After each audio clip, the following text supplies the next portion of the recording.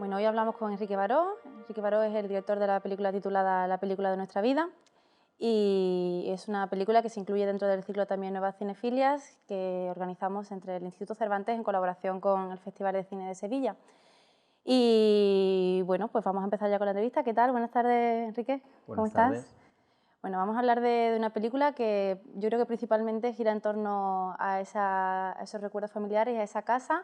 Entonces yo quiero empezar la entrevista dándole el protagonismo a la casa, porque aunque es verdad que vemos tres protagonistas, ¿no?, de diferentes edades y demás, yo creo que la auténtica protagonista es la casa.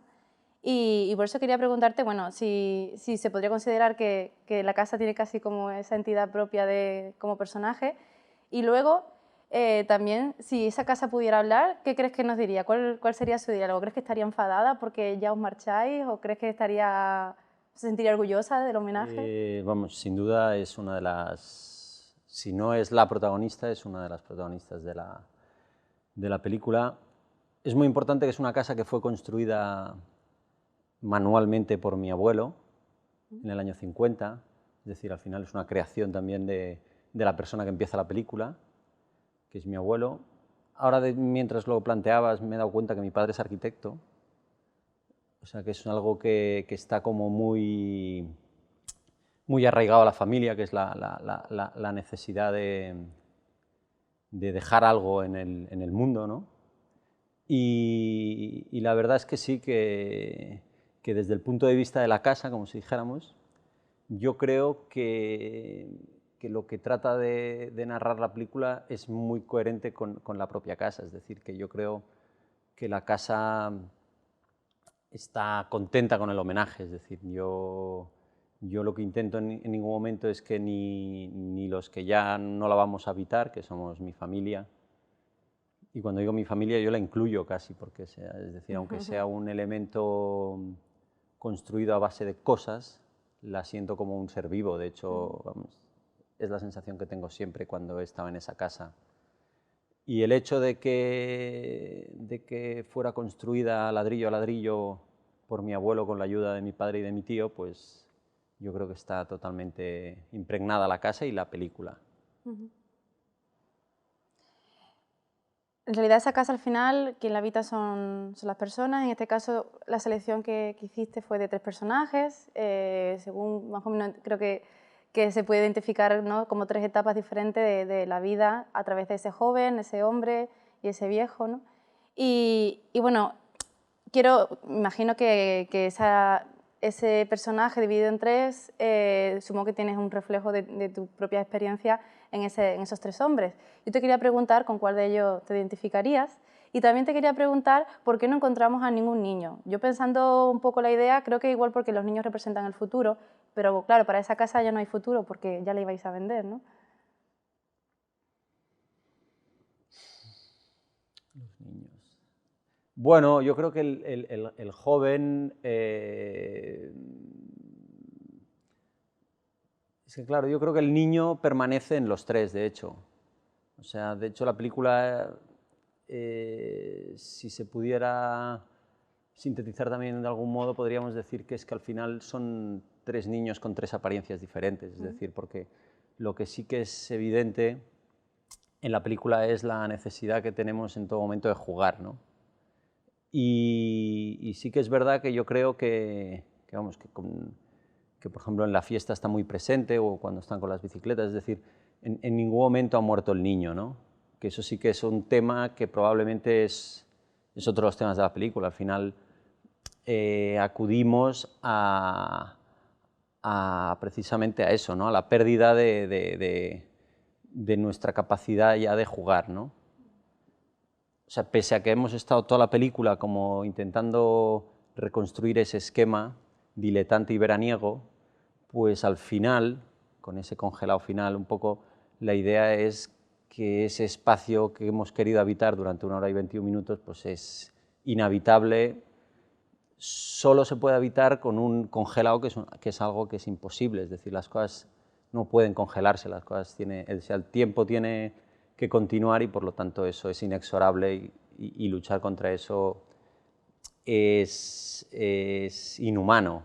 Entonces lo único que puedes hacer ya es es vivir, que es un poco el gran discurso de la película, es que no vale de nada pensar y recrearse en lo que fue, sino que lo único que hay que hacer es pensar en el aquí y en el ahora, que es la única manera de que el tiempo siga. Digamos que en sí mismo es una película de futuro, en realidad, no tanto de presente, sino de lo que queda. Sí, a ver, es una película que está plagada de contradicciones, como yo. Y entonces, porque es una película que mucha gente me ha dicho, ostras, pero es que es muy nostálgica y tal, cuando yo, la pretensión, precisamente de la película no es que vaya para atrás, sino que vaya para adelante. Es decir, lo único que propone es hacerte recordar o sea, que no vale de nada pensar en el pasado si no has disfrutado en presente. Entonces, lo que está permanentemente es haciéndonos recordar que tenemos que estar muy presentes en todo momento, en el aquí y en el ahora.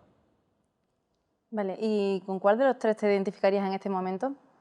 ¿Cuál de las tres etapas? Bueno, eso es una cosa muy curiosa que me pasó, porque yo cuando empecé la película estaba convencido que el personaje que se parecía más a mí era el más joven. También es cierto que cuando acabé la película me di cuenta que evidentemente el personaje que se parecía más a mí era el que estaba era Francesc Garrido. Es decir, pero sí que en principio por escritura, como era un proyecto largamente acariciado, por escritura con el que yo más me identificaba era con el más joven, que además es el que dirige la película dentro de la película. Pero sí que es cierto que el tiempo pasa para todos y que cuando yo la escribí, la verdad es que me parecía mucho más al joven. Cuando la acabé me parezco mucho más al adulto y un día de estos Sí. me acabaré pareciendo mucho más a un señor que se parece bastante a mí, porque Sí. además es mi padre. Sí, te adoro. Sí, sí. Pero sí, es eso. Eso también fue un aprendizaje que tuve en la película, que fue darme cuenta de que yo transitaré, igual que mi abuelo ya los transitó, igual que mi padre ya los ha transitado, igual que yo los estoy empezando a transitar, que al final, bueno, que al final estaba hablando como de una figura eterna que va teniendo pequeñas maneras de representarse. Pero lo del niño está bien, ¿eh? Nos faltaba el niño. Sí. Quizá Bueno, el niño sería el pasado, ¿no? El niño que creció en esa casa, quizás sería el pasado, más que el futuro, ¿no? Sí, sí. La verdad es que yo con el joven también entendía que, bueno, porque al final eran como 25, 50 y 75, al final eran como una estructura así muy generacional, entonces estaba un poco desplazada en el tiempo, es decir, también podía haber hecho como 10, 35, no me sale, 10, 35... 10, 35, 60, ¿no? 10, 35, 60. Pero bueno, 25, 50, 75, que además son prácticamente las edades reales de los tres personajes, me parecía estructuralmente más... Y el joven asumía la época en que aún el niño ha crecido, pero... Y luego es eso que te decía antes, que es decir, que creo que el niño está en los tres. Por ejemplo, a mí cuando corren alrededor de la piscina, que eso es una actividad que hacíamos muy frecuentemente en esa casa, pues veo a tres niños. Claro, claro. Bueno, y siguiendo con la parte, ¿no?, de los recuerdos y demás, la película está completamente plagada de recuerdos, si no me equivoco, reales, de cómics, de periódicos, de bueno, ese álbum de fotografía que es fascinante.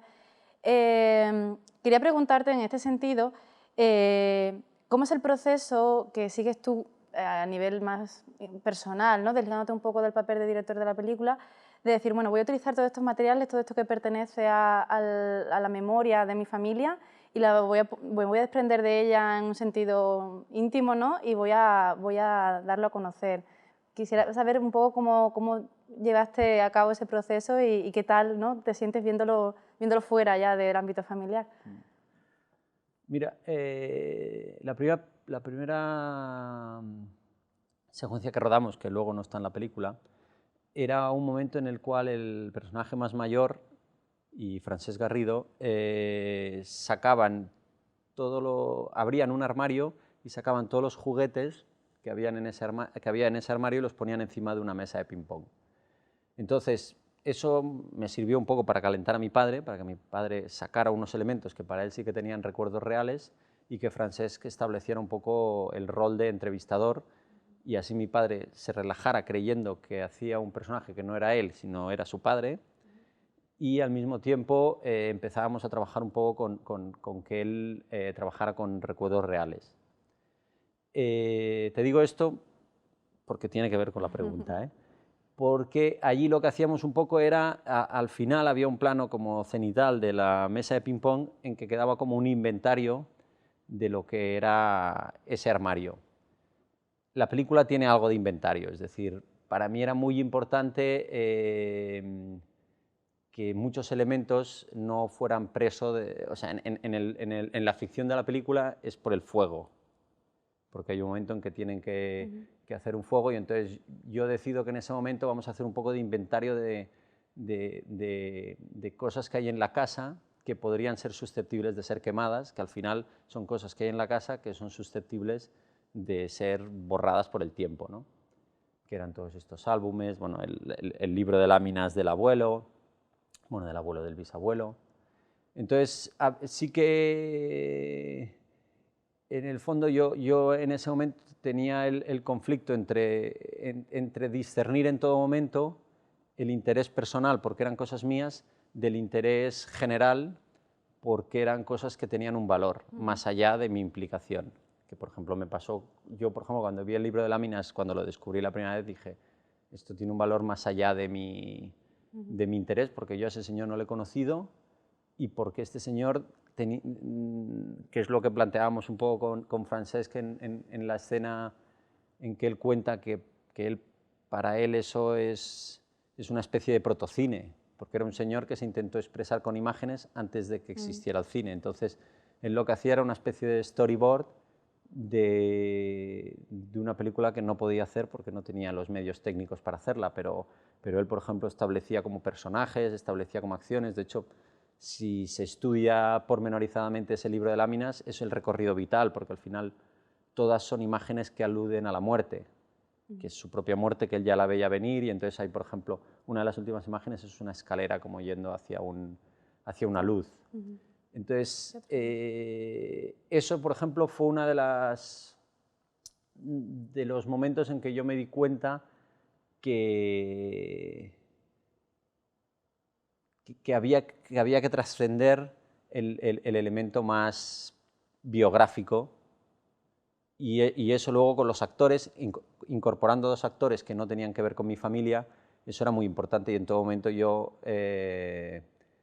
incidía mucho en ese aspecto. O sea, les decía, si en algún momento hay alguna acción o hay algún elemento que a ti te lleve a un recuerdo, no es necesario que lo perviertas en esta casa, es decir, tú de repente por texto puedes decir, me acuerdo cuando íbamos a la playa, cuando allí no hay playa, es decir, pero que era muy importante que ellos también establecieran sus propios recuerdos y los pusieran en juego, porque eso nos iba a implicar a todos. De hecho, cuando mi padre se ponía muy literal, yo siempre le cortaba y entonces le pedía, por ejemplo, que apelara pues, por ejemplo, a lo de las hormigas voladoras, es decir, a este imaginario común del verano, porque a mí no me interesaba hacer una cosa sobre mi familia, que es un poco paradójico y contradictorio que yo lo diga, pero sí que para mí lo importante era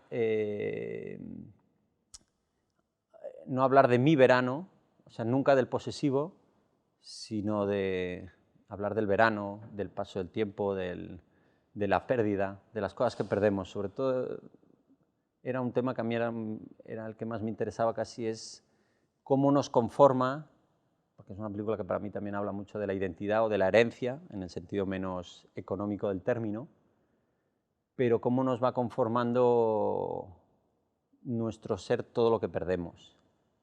Esta era un poco mi obsesión cuando empecé a escribir la película.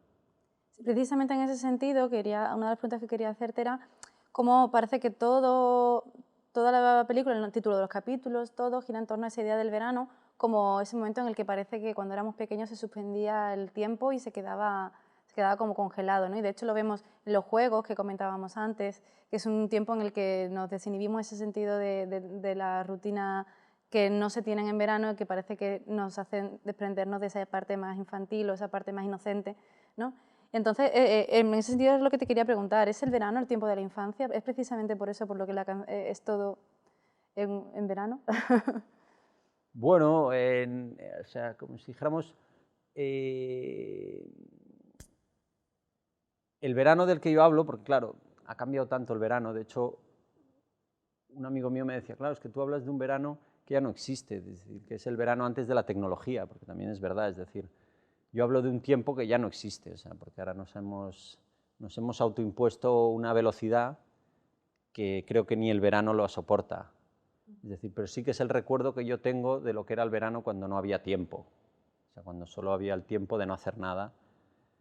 Y entonces sí que también hablo como en esta cosa de esta Pompeya que planteo en la casa, también la casa como es una metáfora de un tiempo que ya no existe, que es el tiempo en el que te levantabas sin ninguna actualización, sin ninguna última vez, sin ninguna última conexión, es decir, un momento en el que no había nada más que hacer que pasar el tiempo. En esto también del verano, yo por ejemplo cuando estrenamos la película con Márgenes, Diego siempre me decía, no, esta es una película muy veraniega y tal. Y entonces yo siempre le planteaba que bueno, es una película que está montada íntegramente en invierno. Y para mí es una película que es perfecta para ver en invierno, es decir, yo mientras la montaba lo único que quería era construir verano, es decir, yo quería habitar el verano mientras la montaba y entonces sí que hay mucho la voluntad. Yo, de hecho, viéndola en verano me parece un poco redundante, es decir, lo que está pasando fuera de la pantalla y lo que está pasando en la pantalla me parece un poco lo mismo. En cambio, en invierno me parece que es perfecta porque sí que tiene esta voluntad. De hecho, con la persona que hizo el sonido, por ejemplo, cuando hay todo el manguerazo y tal, yo le pedía que el sonido tenía que mojar, o sea, que tenía que salpicar. Y entonces sí que hay mucha esta voluntad de habitar un tiempo que ya no, en el que no vives ya, en el que ya no existe. Y sí que es verdad que esto sí que lo de darme cuenta de que los tiempos que maneja la película no son los tiempos en los que vivimos, me di cuenta a medida que la fui enseñando, sobre todo con el plano de los vasos, que ahí es un poco donde se marca el tiempo de la película, ¿no? La película te cuenta que va a ir así, o sea, que no va a ir a pie, no va a ir a corte, que va a ir un poco dejando que las cosas pasen y regodeándose un poco en la idea de que cuando no pasa nada es cuanto más cosas pasan. Más cosas pasan, efectivamente. Bueno, y volviendo al álbum fotográfico que comentábamos antes, hay una cuestión que me parece muy... Hay un momento de la película, a mí me parece que tiene una magia enorme, y es precisamente justo la antesala, antes de que aparezcan por primera vez las tres nadadoras, que luego vemos... También me gustaría que hablaras un poco de ese recurso, porque tiene como... continúa todo el tiempo un mismo sentido, y es que justo no existe una conexión entre esa primera aparición de las nadadoras y el final, digamos, del diálogo acerca del álbum fotográfico. Y es que el personaje de Frances Garrido, si no recuerdo mal, sí, dice es una obsesión por la composición, haciendo referencia al álbum fotográfico, ¿no? Y dice, tiene incluso un sentido dramático. Entonces, viendo ese papel de las nadadoras casi como de coro griego, ¿no? Veo que al final la composición es como un elemento que al igual que lo hacía en el álbum fotográfico, durante toda la película vuelve a reincidir y vuelve a aparecer y vuelve como a ordenarnos las ideas que parecen que lo que le ocurren a los personajes son esas nadadoras las que en un sentido compositivo y ordenado nos devuelven al propio orden de la película, ¿no? Entonces quería preguntarte en torno al papel ese de utilizar ese recurso, de esas tres nadadoras, y también sobre la idea de la composición dentro de la estética de la película e incluso narrativa. A mí lo de las nadadoras me encanta. A mí también. Entonces, es muy divertido porque bueno, han han salido interpretaciones de todo tipo, ¿eh? No, por ejemplo, hay gente, por ejemplo, que piensa que los únicos personajes reales son las nadadoras y que ellos están en la cabeza de las nadadoras. Hay otros que piensan que los únicos personajes reales son ellos y las nadadoras están en... O sea, sí que hay un trasvase y hay un equilibrio precisamente entre ellos tres y ellas tres, y en sus naturalezas tan diferentes. Es decir, para mí ellas era muy importante que tenían que retratar lo que... O sea, porque ellos están como en presencia en la casa, pero casi tan importante los que están como los que no están, que son en este caso las nadadoras, con esta, que ellas entran la primera vez como este trasunto de las segadoras, ¿no? Era una manera de que los elementos del pasado, incluso las láminas del bisabuelo, cobraran vida, ¿no? Y entonces, para mí, bueno, desde el primer momento, ya te digo que del equipo fui el único que lo tuve claro desde el principio, porque en el equipo sí que había como...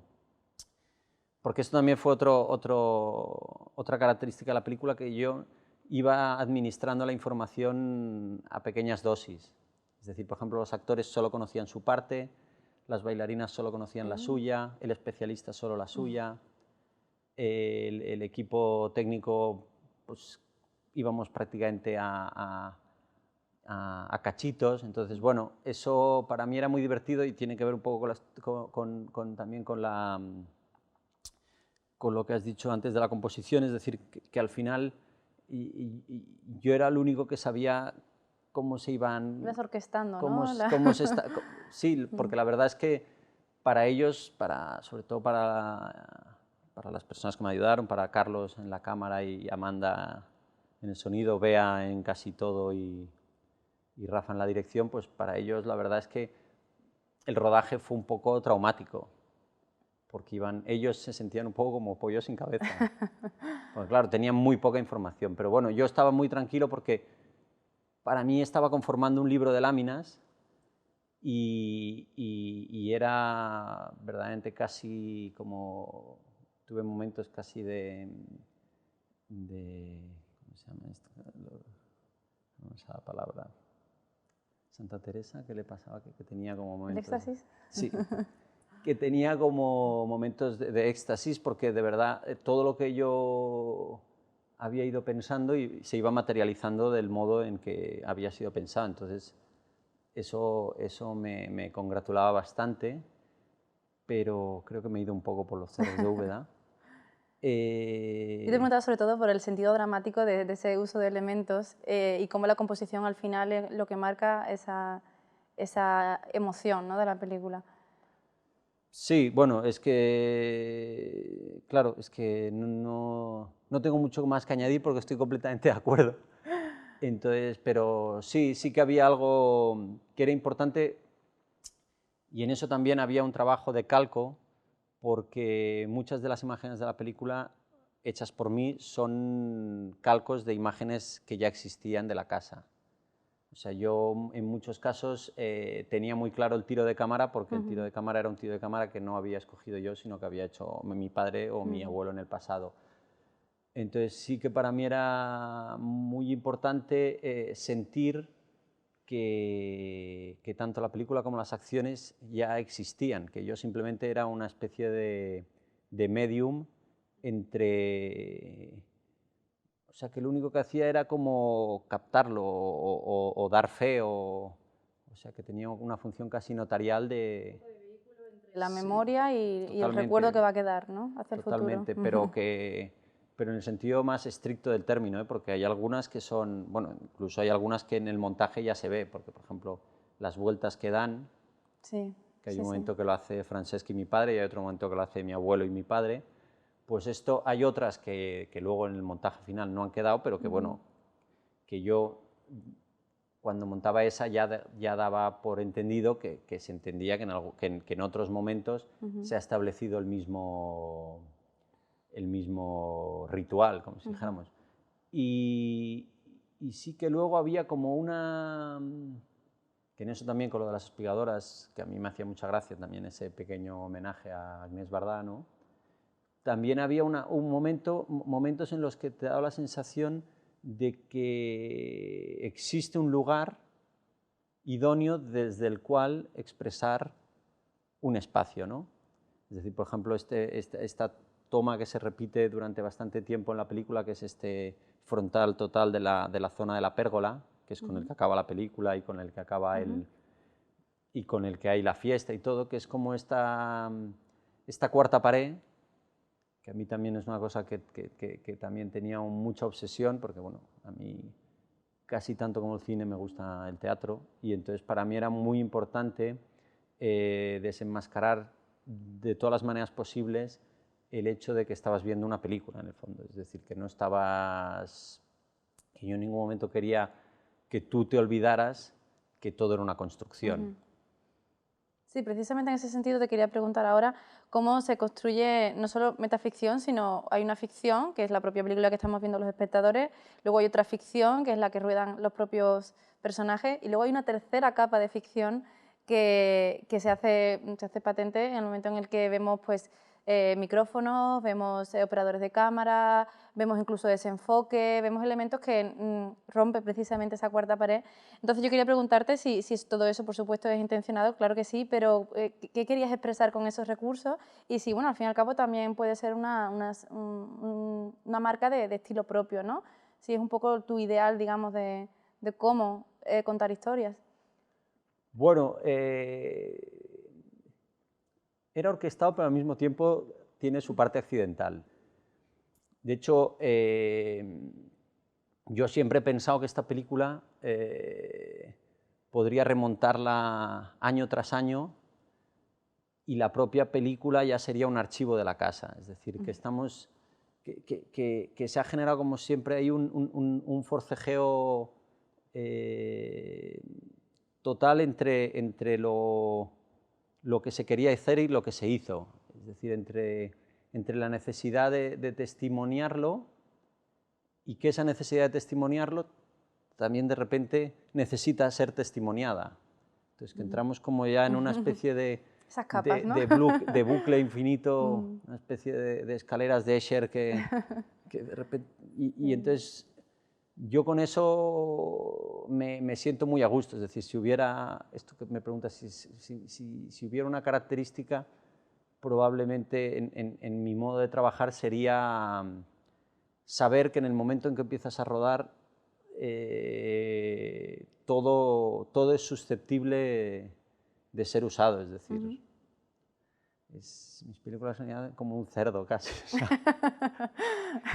Es decir, que al final el rodaje en sí, o sea, porque allí sí que había como una parte como del rodaje de ficción, que era lo que allí se consideró como con plan de rodaje, como con órdenes, es solo un trámite para hacer una película. Es decir, que al final luego habrá todo elemento. Luego también hay cierta tensión porque como ya la gente que trabaja conmigo lo sabe, o sea, saben que en todo momento todo es susceptible de que sea usado. Entonces ya hay un poco de impostura, pero se ha de asumir esa impostura porque en la vida también hay impostura. Entonces yo en todo momento trataba esto de que, como decía Dante, se non è vero e ben trovato, es decir, que todo fuera, que no sé si fuera real, pero que fuera sincero.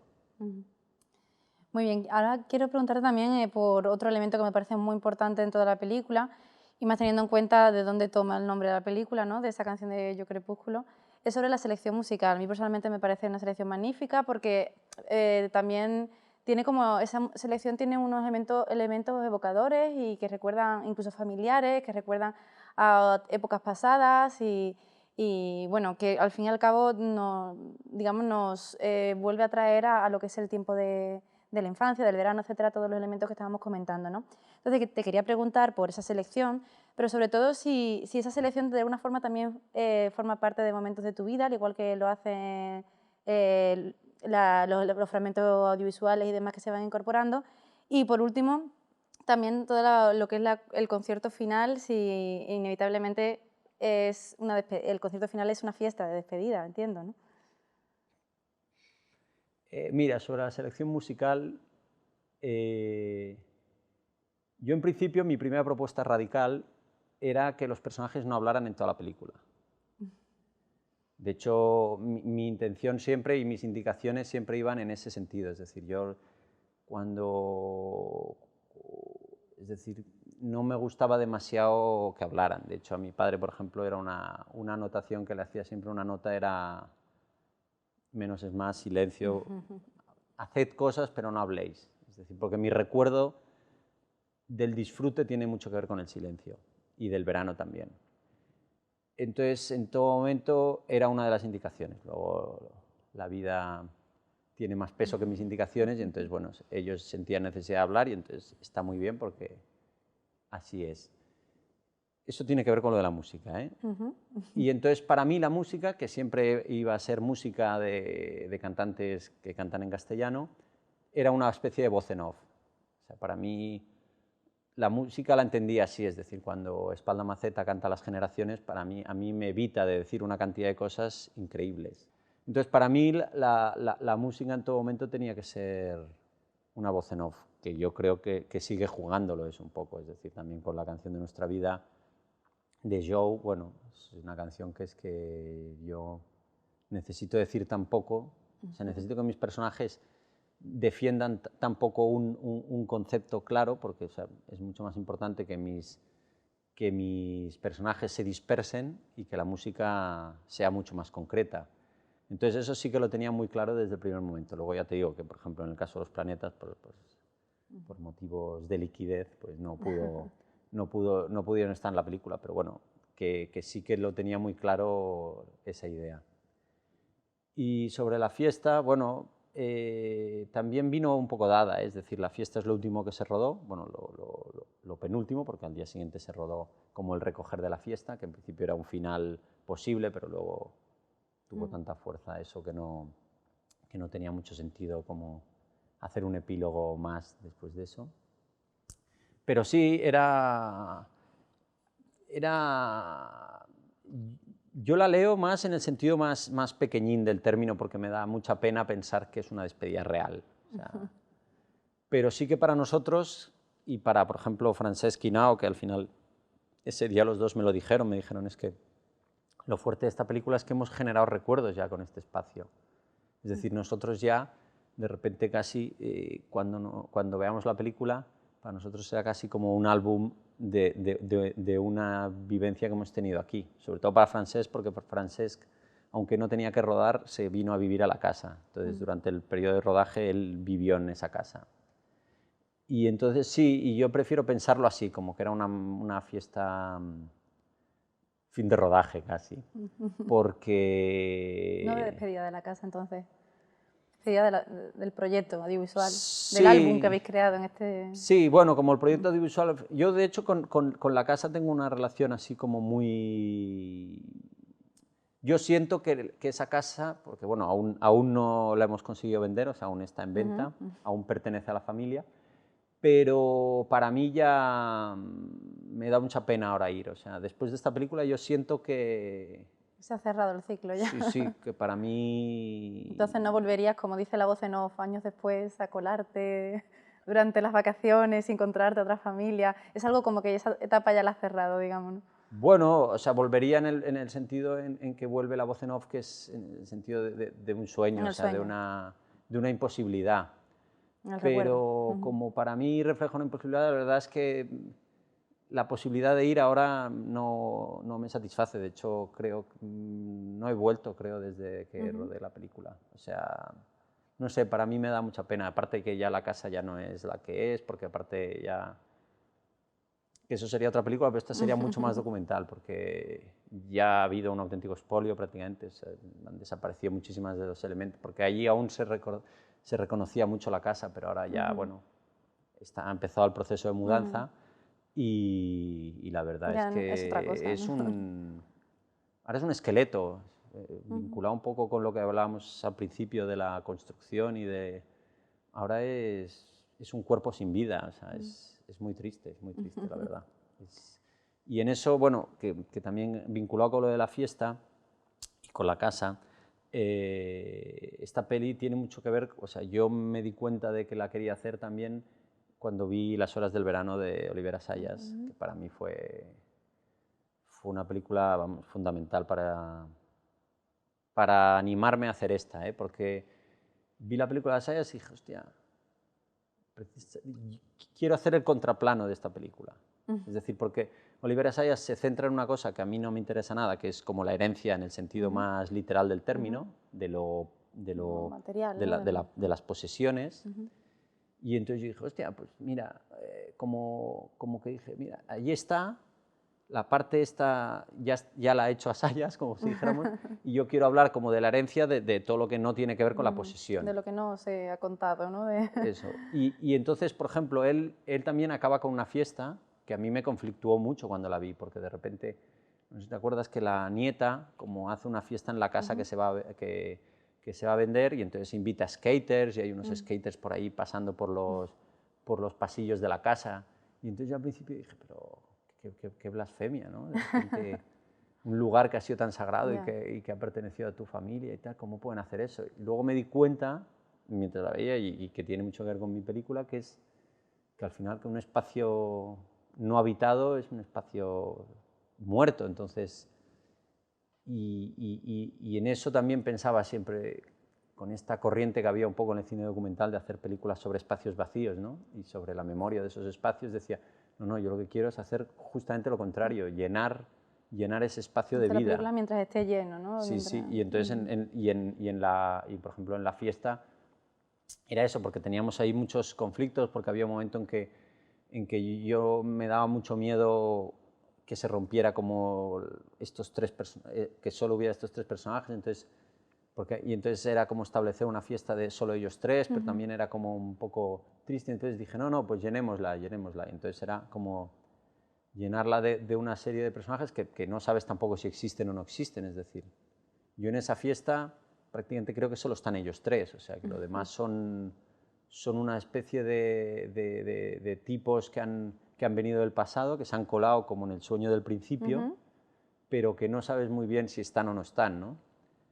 Entonces, bueno, hicimos ahí unas pruebas también con la opacidad y tal, y tampoco no acababa de funcionar, porque nos llevaba a una cosa fantasmagórica que tampoco era, o sea, era una cosa más de vital, espiritual vital, pero a veces lo espiritual te lleva a una cosa un poco sórdida, y era algo de lo que queríamos, vamos, escapar en todo momento.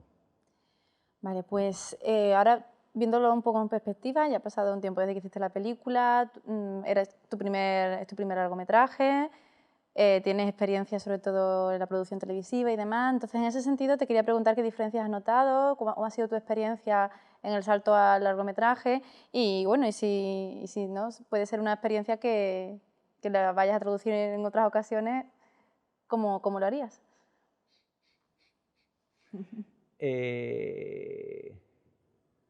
Bueno, sí, voy a seguir haciéndolo, pero de manera muy lenta. O sea, como no soy un profesional, en el sentido más riguroso del término, digo, sí que soy un profesional, pero mi trabajo yo seguiré haciéndolo, pero no siento la necesidad productiva de hacer una película ahora urgentemente. Es decir, de hecho estoy escribiendo otra ahora, y tengo la necesidad de contar lo que estoy escribiendo ahora, pero no tengo ninguna premura por hacerlo. Es decir, eso sí que me gustaba, la idea de no tener la ambición de hacer una carrera. Es decir, es muy relajante y al mismo tiempo es la única manera que sé de hacer esto, ¿no? ¿Me puedes repetir? Sí, te preguntaba qué diferencia habías notado en el proceso y bueno, al fin y al cabo, ¿no? ¿Qué te había aportado esta nueva andadura, digamos, o este nuevo pasito en la ficción, ¿no?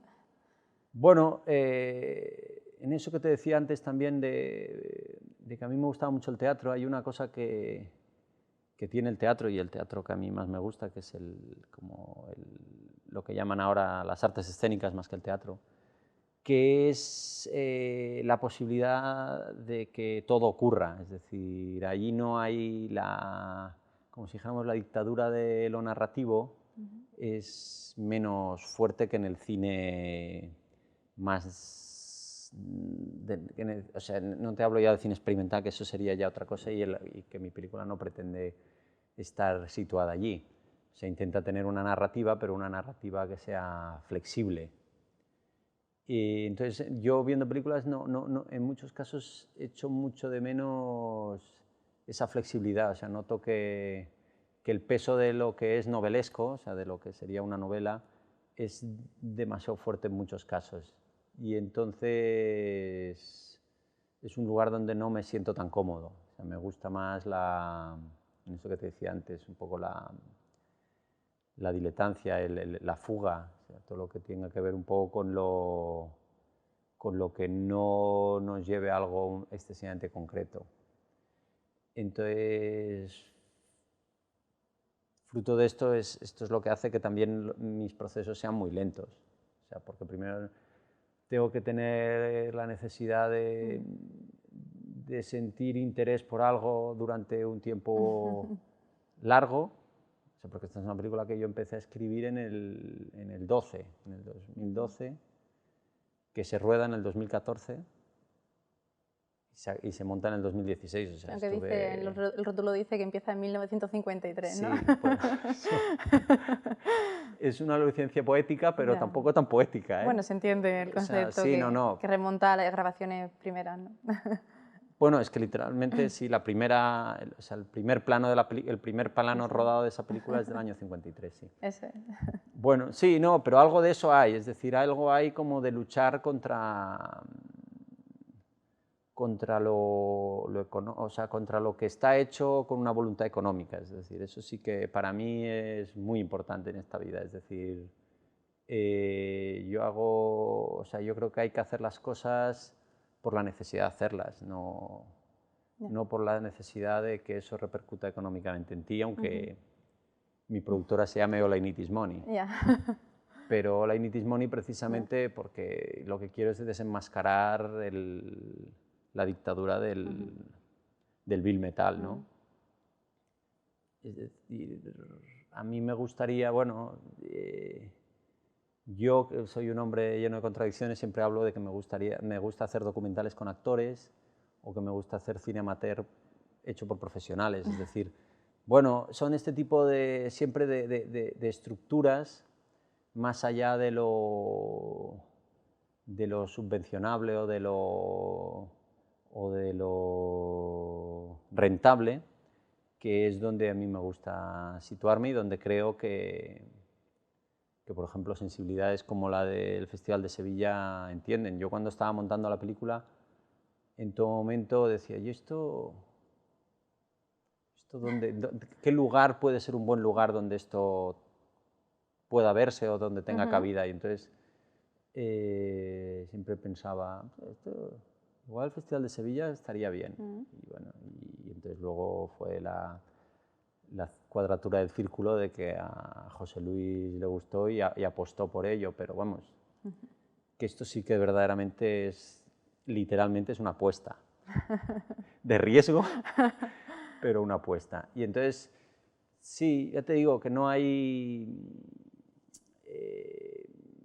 tengo la urgencia como tengo la suerte de trabajar en una cosa que me gusta y que está un poco vinculada con esto y que en principio, si Dios quiere o la productora en la que trabajo sigue teniendo proyectos, pues parece que esto va a tirar adelante. Entonces a mí me relaja mucho saber que tengo un trabajo y que luego tengo un oficio, llamémosle, ¿no?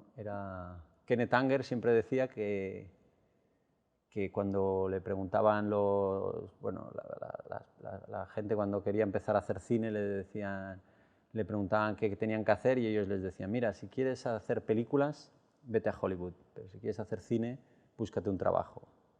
Pues esto es un poco la idea, es decir, me gusta mucho no sentir que lo mío es un trabajo. Estás haciendo cine. Sí, sí. ¿No? Estás haciendo cine. Totalmente. Bueno, pues ya para ir terminando, ya nos has avanzado que tienes un próximo proyecto, pero te animo a que juguemos a Homeliwood, ¿vale? Yo creo que, bueno, podemos explicarlo brevemente, ¿no? Que es ese proceso por el que un orden un poco aleatorio de directores, actrices y actores, pues se componen películas un tanto imaginarias, pero bueno, que por qué no descartar hacerlas algún día, ¿no? Entonces te animo a que me digas cuál sería tu película de Homeliwood soñada.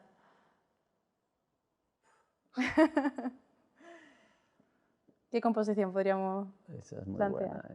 buena. Es que hay tantas. Tú Bueno, sabes que existen muchas, ¿no? O sea ¿y se han que... llegado a hacer? No, ¿O no, o cómo? sea, bueno, no, no se han llegado a hacer. Bueno, de hecho, eh, al principio también sale como productora casi, que Sí. pone Hollywood las películas que no hice, porque, bueno, yo he tenido toda la vida idea de hacer películas, de hecho me he montado películas durante toda mi vida, Ujú. pero sí que es verdad que, por ejemplo, yo la anterior, que es un poco un trauma que yo tuve, porque, bueno, yo tuve un proyecto anterior que pasaba en Italia, que tenía un productor italiano, un francés y un español, parece un chiste, pero no tuvo nada de chiste. Y entonces, por ejemplo, esta película yo al final, pues se discutieron las productoras, entonces no se hizo, no la hice yo, pero la productora italiana lo mantuvo y lo acabó haciendo con otro director. Bueno, es un caso un poco traumático porque además no fue que hice otra película, sino que hizo mi proyecto, porque además yo había cedido como mi dossier, o sea que bueno, estaba todo, o sea, no es exactamente mi película, pero es mi proyecto. O sea que en ese sentido, por ejemplo, yo tengo ya una película mía y una película apócrifa. Esta sería mi segunda película, de hecho, porque yo sí que siento que es una película mía, pero que no la he hecho yo. O sea, que es muy Hollywood. O sea, que al final hay una cosa que es casi... Yo con Hollywood, que era una idea muy de un niño, porque yo cuando empecé a montar lo de Hollywood tenía 13 años o así, o menos, 10, 11, 12, 13, y como esa cosa que era como de hacer películas, como de repente la perversión del sistema hace que Hollywood se convierta en algo excesivamente real, ¿no? Pero en lo que decías, para entrar al juego y no irme... Pero dices así como de trama o Sí, ¿cuál una... sería esa película soñada? O sea, de alguna manera albergas que hay como una aspiración desde pequeño de rodar. ¿Hay algún proyecto platónico, por así decirlo, que lo produciría Homeliwood? Bueno, a mí hay un proyecto platónico que está muy vinculado a este y que al final sería casi un díptico, que sería hacer una película sobre la familia de mi madre. Porque Esta es la familia esta de mi es de tu padre, madre.